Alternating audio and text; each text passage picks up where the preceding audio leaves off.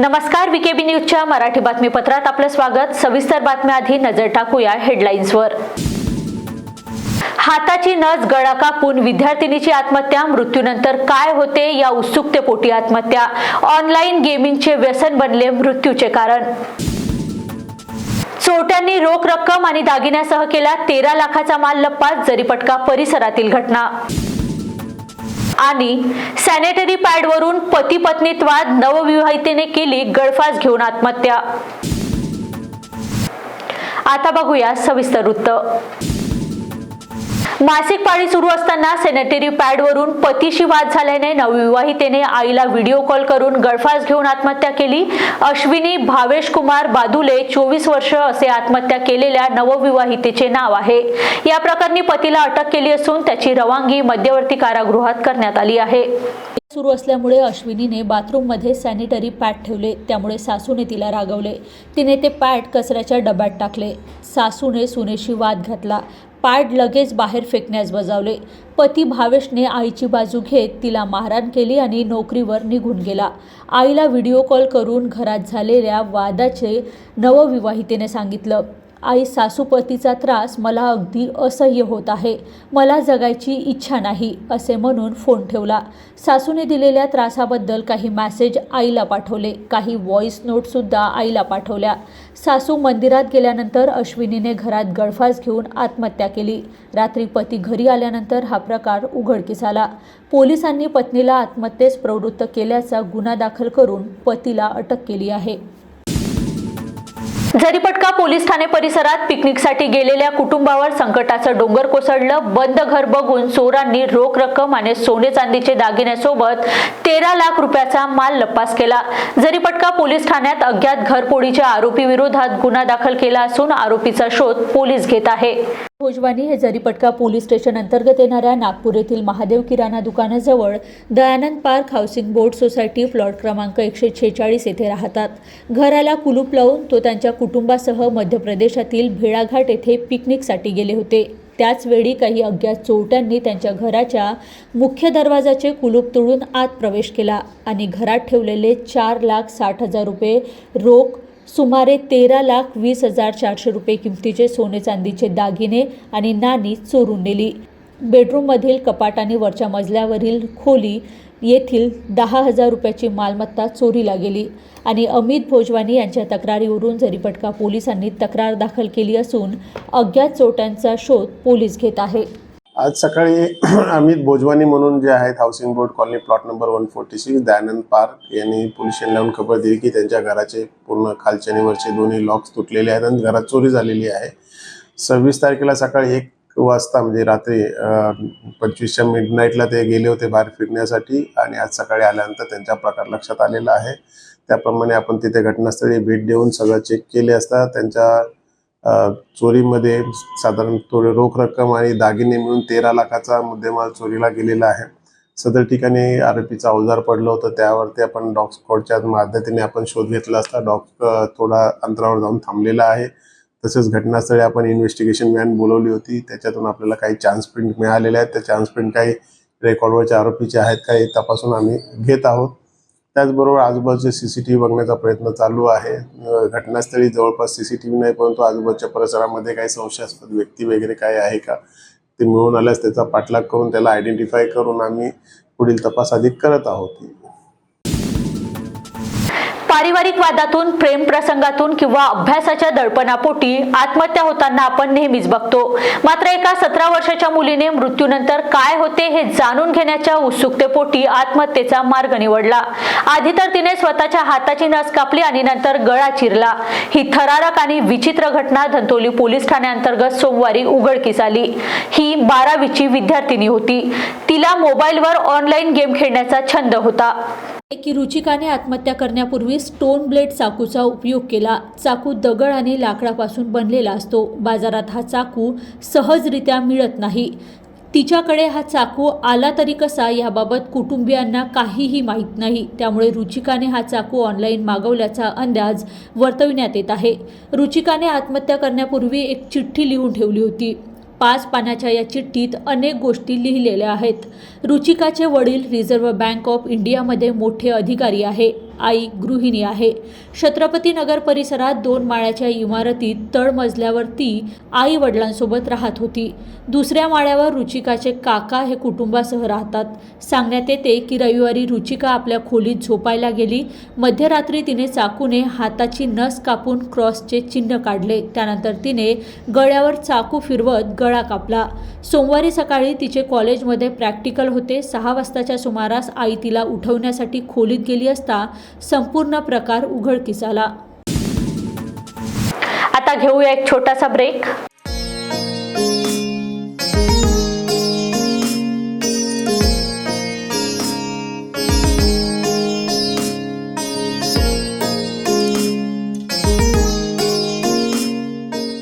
ब्रेकनंतर पुन्हा आपलं स्वागत.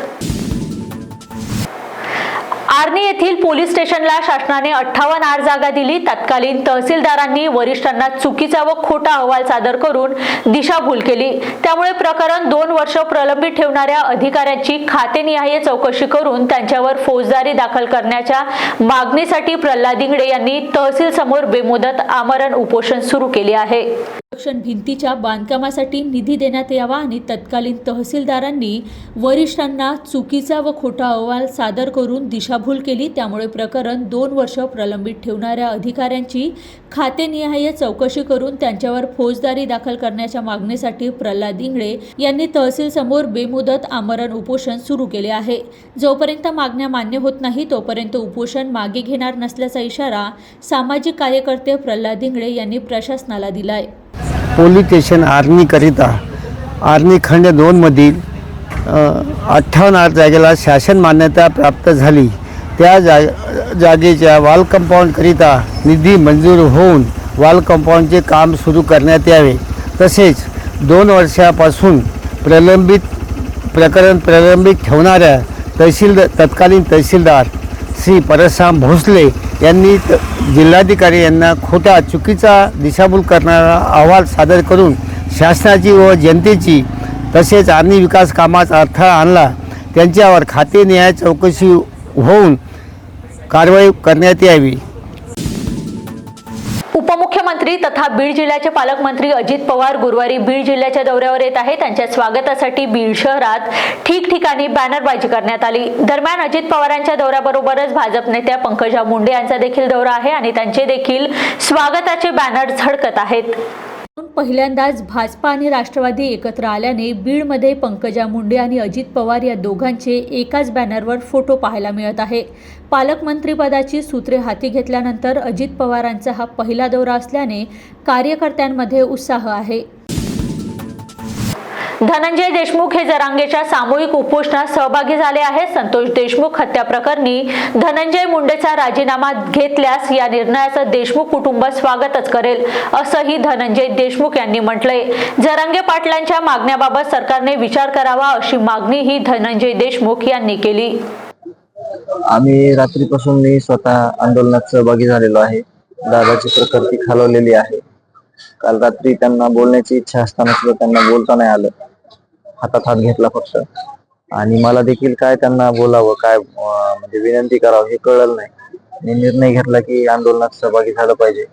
ज्या समाजासाठी ज्या मागण्या आहेत ज्या रास्ता आहेत यासाठी दादा मागील 1.5 वर्षापासून हे आंदोलन करत आहेत. त्यासाठी सर्व समाजाने सहभागी होणं गरजेचं आहे. कारण दादांची गरज समाजाला आहे आणि मी एक समाजाचा घटक असल्यामुळे या आंदोलनात माझं सहभागी होण्याचं माझं पण कर्तव्य आहे. म्हणून मी या आंदोलनात सहभागी झालेलो आहे. आणि जोपर्यंत मला काही टेक्निकल काम येत नाही किंवा माझी तिकडे काही गरज असेल तरच मी जाणार नाही, इथंच थांबणार आहे.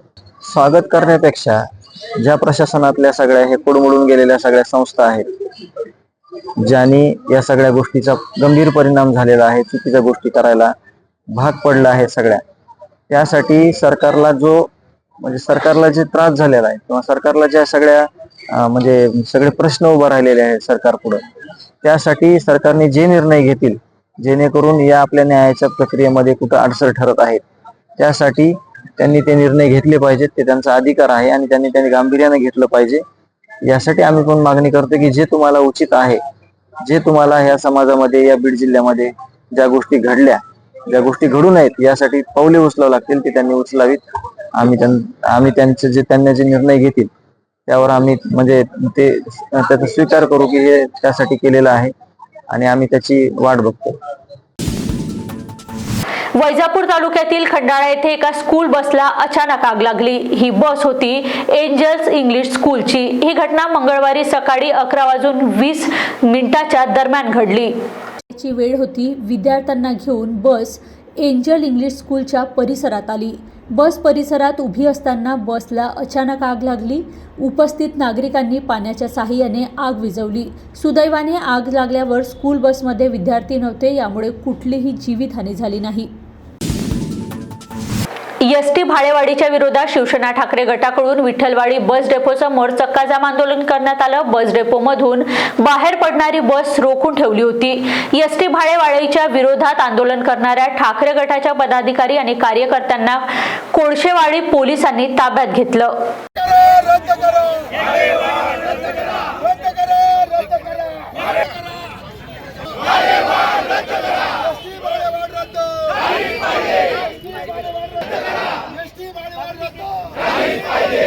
महाराष्ट्र सरकारने एस टीमध्ये 15% भाडेवाढ केलेली आहे. आपण पाहतोय की एस टी डेपोची हालत सर्व महाराष्ट्रामध्ये काय अवस्था आहे, एस टीची अवस्था काय, नागरिकांना काही सुविधा काय नाहीत, एस टी एकदम खटारा आहेत आणि अशा परिस्थितीमध्ये 15% वाढ म्हणजे कंबरडं मोडण्यासारखं आहे. अगोदरच लोकांना महागाईंचा आगडोंब एवढा उसळला की लोकांना सर्वसामान्य नागरिकांना जीवन जगणं असह्य झालेलं आहे आणि त्याच्यातच अशा प्रत्येक गोष्टीमध्ये वाढ आहे. एका बाजूने सरकारने 1500 रुपये लाडक्या बहिणींना दिले आणि भाडेवाढ करून किंवा इतर बाबतीमध्ये महागाई करून त्यांच्याकडून त्याच्या दाम तिपटीने वाढते. शिवसेना या महागाईच्या निषेधार्थ रस्त्यावर उतरलेली आहे. यापुढे या सरकारला जाब विचारण्यासाठी सर्व नागरिक रस्त्यावर येतील. पण याची आज सुरुवात झालेली आहे की अशा प्रकारचे मनमानी कारभार या ठिकाणी चालणार नाही. महागाई वाढलेली आहे, त्याचबरोबर ही दरवाढ झालेली ती रद्द केलीच पाहिजे असं आमची आग्रही मागणी असणार आहे. त्यासाठी आज हे रस्ता चक्का जाम आहे. या जोपर्यंत आमचं समाधान होत नाही तोपर्यंत या ठिकाणी या आगारातून गाड्या कुठल्याही जाऊ देणार नाही अशा प्रकारचा संकल्प आम्ही या ठिकाणी केलेला आहे. कल्याण डोंबिवलीत पुन्हा एकदा मराठी विरुद्ध अमराठी असा वाद उफाळून आलाय. डोंबिवली नांदिवलीमधील एका सोसायटीत सत्यनारायण व हळदी कुंकू समारंभाला मराठी कुटुंबियांना विरोध तसेच मराठी माणसांना अपशब्द वापरल्याचा आरोप सोसायटीत राहणाऱ्या मराठी कुटुंबातील महिलांनी केलाय. संबंधित सोसायटीमध्ये या वादातून मोठा गोंधळ झालाय. कल्याण डोंबिवलीतील पुन्हा एकदा मराठी विरुद्ध अमराठी असा वाद उफाळून आलाय. डोंबिवली नांदिवलीमधील एका सोसायटीत सत्यनारायण व हळदी कुंकू समारंभाला मराठी कुटुंबियांना विरोध तसेच मराठी माणसांना अपशब्द वापरल्याचा आरोप सोसायटीत राहणाऱ्या मराठी कुटुंबातील महिलांनी केलाय. संबंधित सोसायटीमध्ये या वादातून मोठा गोंधळ झाला. मनपाळा पोलिसांनी मराठीबद्दल अपशब्द वापरल्याप्रकरणी गुन्हा नोंदवलाय. अनिल भट, चिराग ललन या दोघांविरोधात गुन्हा दाखल केलाय. सत्यनारायणाची पूजा आणि हळदी कुंकू असा महिलांचा आमचा कार्यक्रम होता आणि आम्ही महिला करतो कारण सतत पुरुषांवरती 3 आमच्या इथले अमराठी लोक आहेत, ते सतत वादविवाद करतात म्हणून आम्ही फक्त महिलांनी मिळून कार्यक्रम करायचं ठरवलेलं. पण आज एका व्हॉट्सअप ग्रुपवरती त्यांनी सत्यनारायण पूजेच्या संदर्भामध्ये अभाष्य केलं आणि वरतून सर्व महिलांना बाहेर येऊन दम देऊन विचारलं की तुम्ही हे सगळं कोणाला विचारून केलं, तुम्ही आम्हाला विचारलं का, न विचारता कसं काय केलं. आणि याच्यावरनं ते वाढत गेलं. सगळ्या महिला एकत्र आल्या त्यावेळी त्यांनी मराठी भाषिकांना अतिशय अश्लील भाषेमध्ये शिवेगाळी केली. पनवेल एसटी डेपो येथे ठाकरे गटाच्या शिवसैनिकांनी एसटी भाडेवाढीच्या विरोधात तीव्र आंदोलन करत चक्काजाम केला. शिवसैनिकांनी सरकार विरोधात जोरदार घोषणाबाजी करत ही भाडेवाढ तत्काळ मागे घेण्याची मागणी केली आहे.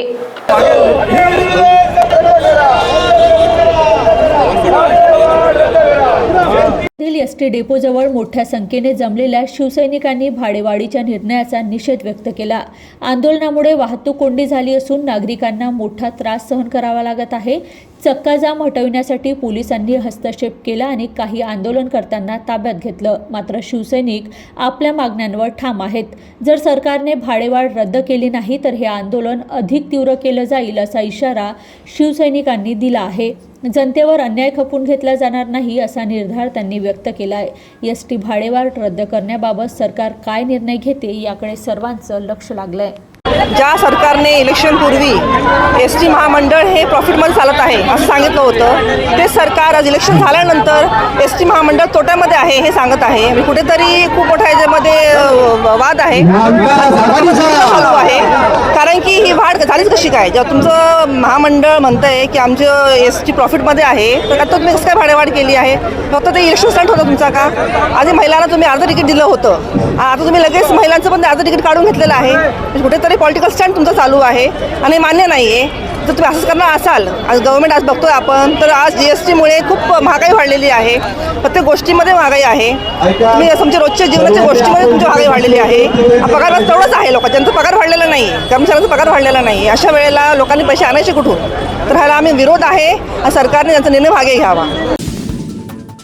हाताची नस गळा कापून विद्यार्थिनीची आत्महत्या, मृत्यूनंतर काय होते या उत्सुकतेपोटी आत्महत्या. ऑनलाईन गेमिंगचे व्यसन बनले मृत्यूचे कारण. चोरट्यांनी रोख रक्कम आणि दागिन्यासह केला 13 लाखाचा माल लपास, जरीपटका परिसरातील घटना. आणि सॅनिटरी पॅडवरून पती पत्नीत वाद, नवविवाहितेने केली गळफास घेऊन आत्महत्या. तुर्तास इथेच थांबूया. बघत राहा VKB न्यूज. धन्यवाद.